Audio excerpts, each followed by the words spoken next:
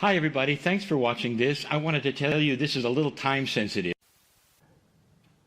Greetings, dear ones. I'm Kryon of Magnetic Service.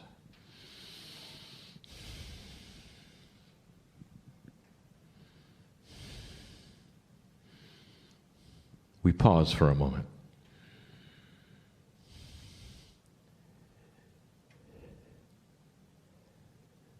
My partner steps aside, but he is still here. And this is a very difficult concept for anyone.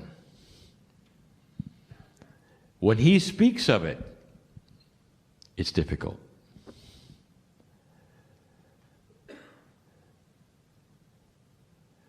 Channeling creates an interesting energy.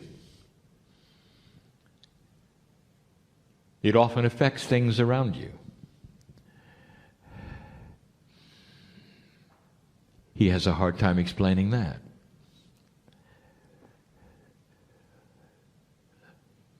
I want to talk about this. I want to talk about linear things. I want to talk about, again, assumptions. And it's all about you. Now, this is the end of a workshop, and I know that. I know who is in here, in the building. I know the energies that we are creating together right now. Some of them are strong enough to make batteries fail and alarms to go off. This is what happens with multidimensional things that are outside of linearity. There are energies that you develop that are unexplainable. Now, this goes two ways. It really does. And I really want to speak to you clearly about some things that are assumed to be linear, and they're not. There is teaching that has been given this weekend about so many pieces and parts of the new energy, both of the physical body, of the mind, the consciousness, the planet, and it can be overwhelming, especially for the light worker who is trying to linearize it all. One of the most difficult things for you to conceive of is that relationship that has been talked about all weekend. You have so many names for it. There's the higher self, there's the pineal, there's the innate, there's high consciousness, there's love. And the overwhelming thing about all of these is, as you listen to them, as you have teaching about them, you start to put them in boxes. Let me give you an example. Innate, the smart body for you, is connected to the pineal, and the pineal is connected to the higher self. It involves your intuition, and we have said through affirmations in this new energy are probably one of the strongest things that you can use for self-healing. For situational things, all manner of things, but then you've confused it with God. I want you to get out of the boxes for a moment and listen. Your cellular structure is not working efficiently, and it needs help. Your cellular structure is not God. Now, God is inside you, but the cellular structure is something that is now increasing in efficiency, in communication. Your innate is starting to marry more with your consciousness. I want you to put that aside for a moment. That is one issue. But the love of God, your purpose, your consciousness, your relationship with Spirit, that's a whole nother issue. Don't put them together. There are so many things that you want to put in a little box and then combine it with another little box in order to put another box on top of that box and say what comes first, what comes second, what comes third. If you do this, what happens over here? And that leads to something. It leads to a life where you are constantly asking the question, am I doing it right? Is it in the right order? Why isn't this happening now? I've done this, but this happened. Those are great questions for a linear creature, but not one who is an old soul on the planet, who is part of everything. Yes, dear ones, there are processes and procedures that you are learning to work with your innate. And that's what this was about today. You've taken pictures of them, you've written them down, and you walk out with some information that is so valuable about you and your cellular structure and your biology at this time in humanity. But dear ones, don't confuse it with the love of God. Listen to me. There are many here right now asking the question about what's next, why is this happening? And you're looking to the innate for the answer. Innate talks to your cellular structure. If you've got a health problem, you'll be talking to innate. But you're also going to talk to the consciousness that's connected to spirit. Between the two of you, the innate, the consciousness, and that part of you which is the love of God, all of you together are going to create solutions. Not just one. But there's one big one, an assumption I want to talk about right now. It's difficult to even describe where I'm going with this. So many in the room, so many listening, are trying to find out how to get past something. How to get over the wall, perhaps, of fear. Or how to broach something that hasn't happened and you know it's there, you can feel it's there. And you know how to do it. You come to a place like this, you learn about innate, you learn about the balanced breathing, you learn about all the things that a light worker in this energy is starting to realize that it's a whole body experience. But don't confuse that with the love of God. There are certain hurdles that you're trying to get through. And dear ones, innate cannot help you with that. Innate wants to heal your body. Innate wants to pull on Akashic things to heal your body. Innate wants to work with that which has happened before, even in this lifetime, in order to change cellular structure. You need it. You need to live longer. But don't confuse that with the hurdle of fear, especially the hurdle of enlightenment. I have got some information for you that is so difficult to communicate. So I want you to feel it. It's one of the only times that I have been in front of those sitting in the chairs where I've said, your language is not sufficient. I want to communicate something to you, a way to get through the hurdle, a way to walk through this, to get to that place that is next. So many of you are frustrated. I can see it in you, in the Merkaba. There is a frustration. You're just not quite sure of what it is. It goes beyond language. And so I'm going to give it to you, both with language and with what I will call the third language.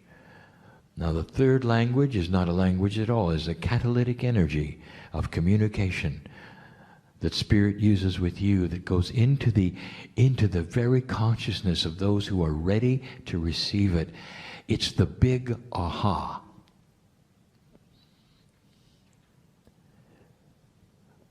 A scientist sits with a puzzle. He knows that it's doable. He's got something to figure out. He's looking for something that's impossible. He's looking for a discovery. He knows it's coming. And he looks at it and he works the puzzle. He tries this and that and this and that.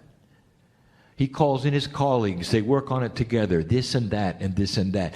Nowhere is there a solution. Every single time he tries something, it fails. It's interesting, and if you talk to scientists, they will tell you that this is the way of it.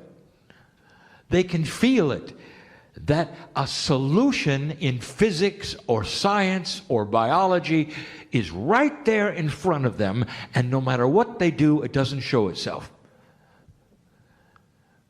And they look at the logic of it, and they build the little boxes, and they work all of the puzzles.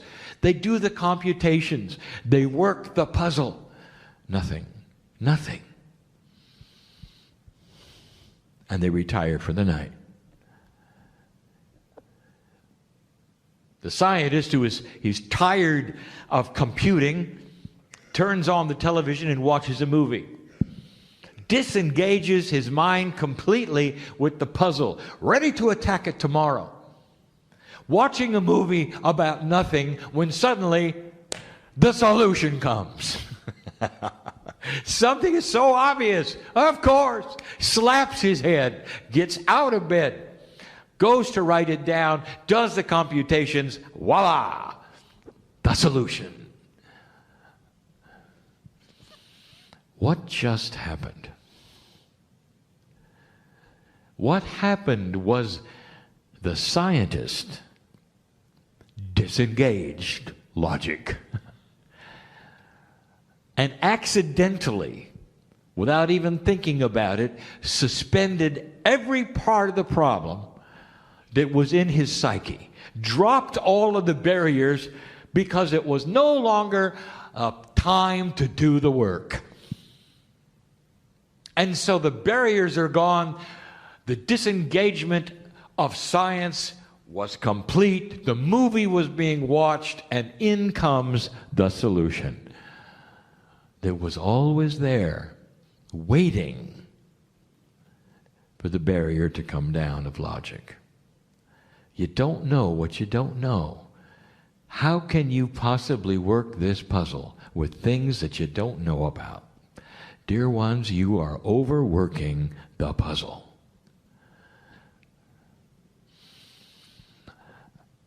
I want you to just suspend your logic for a moment and follow me.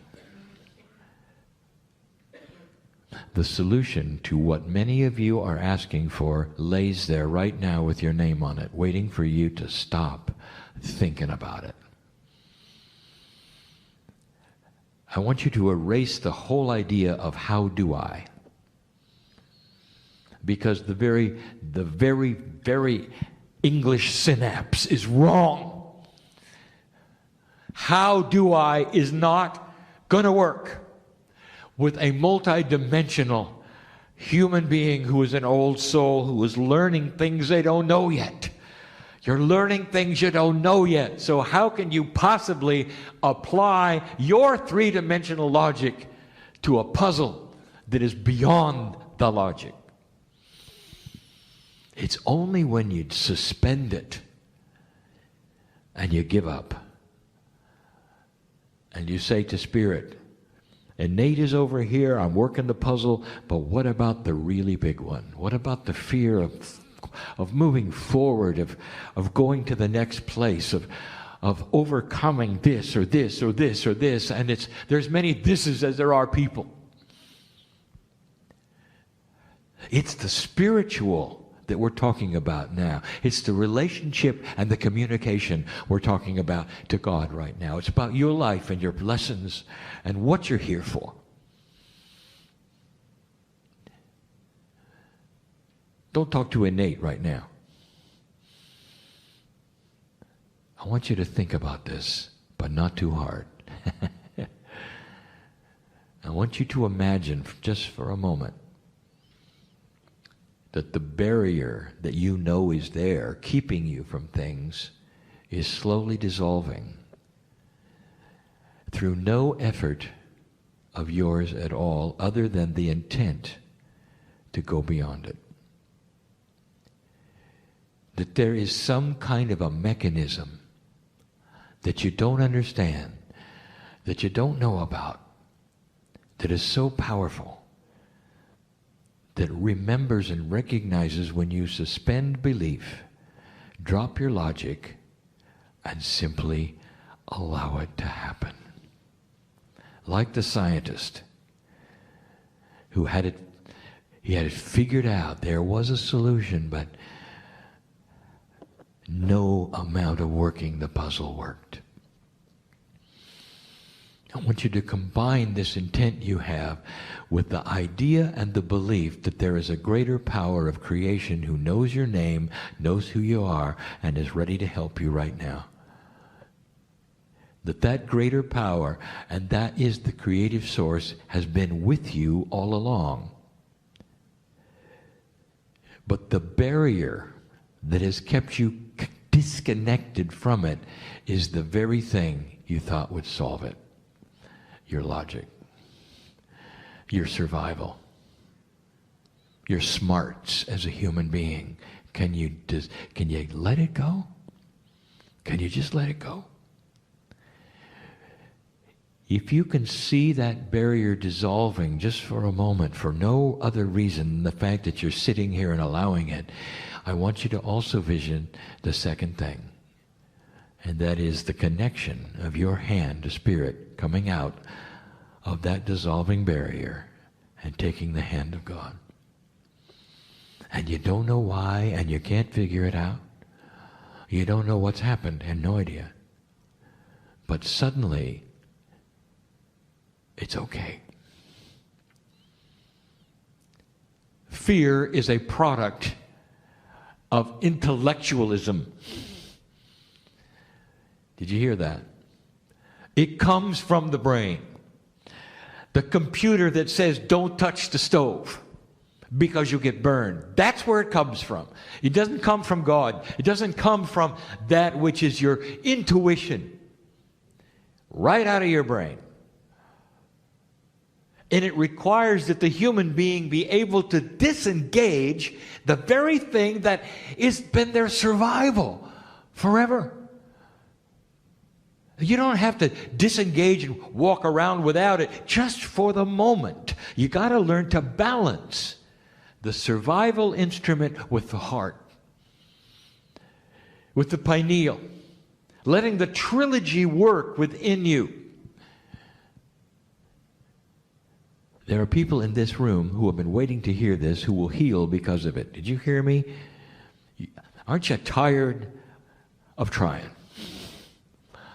Could it be this simple? And the answer is it's not simple to drop survival. But it's an elegant solution. When you figure it out and you slap your head and go, wow, all I had to do was let go. I'm talking to those right now who are here sitting in the seats, and there's thousands more who are listening and will listen to the message of who's sitting in the seats. This isn't for the masses. This is for you. I know who you are. Spirit knows who you are. There's a celebration, the fact that you came here to listen to this message, and some will get it and some won't. What you came for today can happen right now if you let go. Some of you will walk out of here saying, well, that was a nice message, but I'm not sure I can let go, and not aware that you did. Because it starts to change right away. And you'll feel it tonight before you go to sleep. I dare you. Put your hand on your heart tonight before you go to sleep and say, thank you, Spirit. I got what I came for. And if somebody overhears that and say, well, how did that work? You can say, I have no idea. But it works. Don't try to figure out how things happen, or they won't happen. Not in this energy. Not where this is going. You're going to have to cross that missing bridge. And if you don't know what I'm talking about, it was a channel given in 1994, 95, again in 96. Some of the first things I told you was to trust the unknown and know that you're in the hands of God. And now it comes full circle. That's the message. There's so many of you needed to hear that right now, tonight. You don't have to be stuck where you think you're stuck. Not when you let it dissolve like this. Not when you trust the unseen and never ask, how do I do this? You can raise your hand and say, thank you, Spirit, for doing what I need in my life now. I don't know why I ever doubted it. And you walk away, and some of you will say, it's an incompleteness if I don't know how it was accomplished.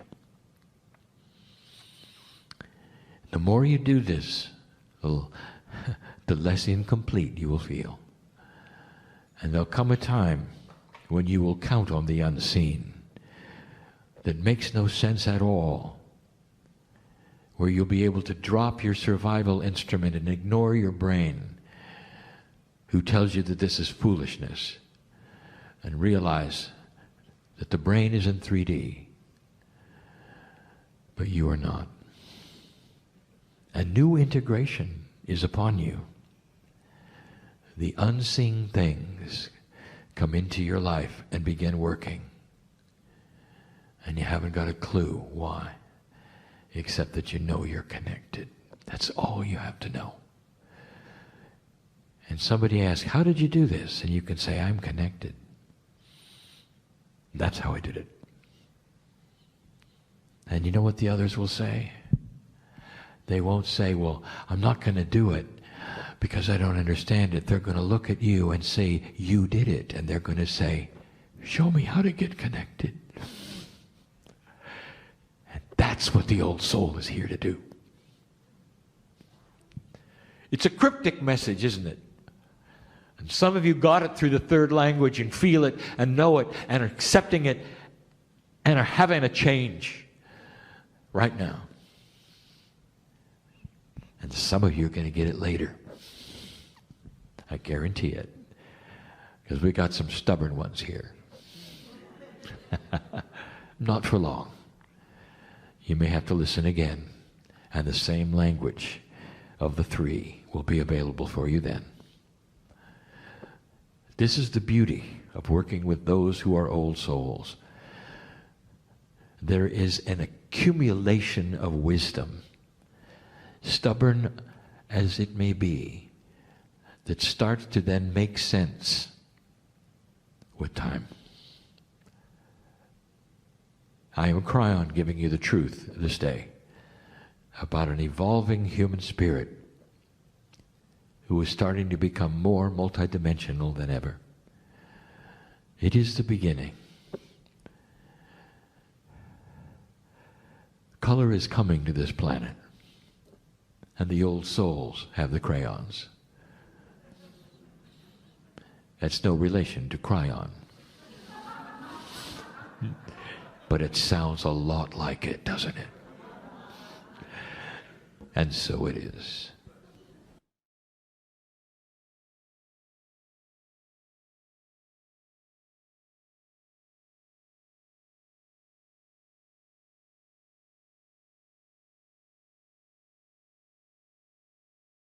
Hi, everybody. Thanks for watching this. I wanted to tell you this is a little time sensitive.